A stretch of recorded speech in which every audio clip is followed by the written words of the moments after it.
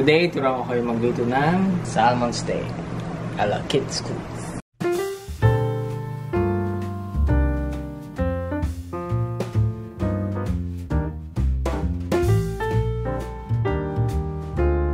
Salmon steak cut, isang buong minced garlic, 1 teaspoon ng butter, salt and pepper pang timpla. Gamit din tayo ng lemon, pero kalahating lemon lang sa isang steak. And this is optional kung gusto nyo ng side dish. Dadagdag ako ng spinach.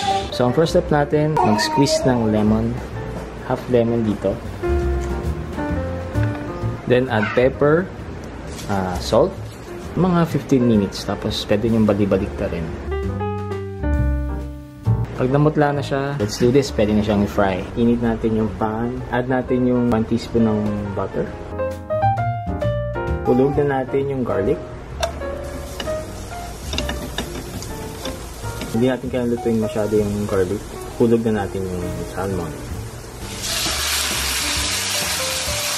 Low heat lang siya. Pwede nyo rin ilagay sa ibabaw yung bawang para hindi masunog. Yung lemon na pinagbabara natin, yan, paunti-unti.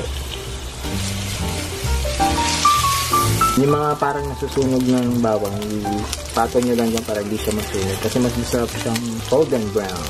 Then, balik ka rin na natin. Oh!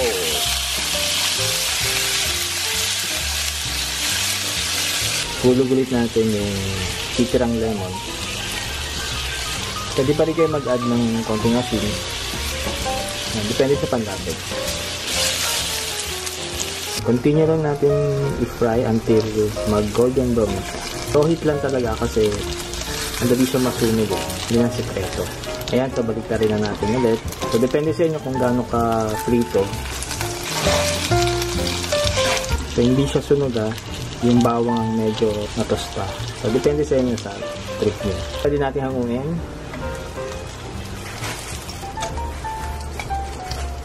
Ayan. Then, yung pinagprituan, dyan natin lulutuin yung ating side dish. Spinach. Hulog lang.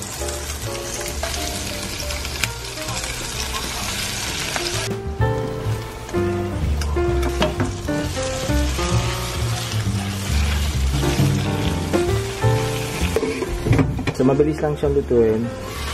There you go, guys. So, lagyan nyo lang sa gilid.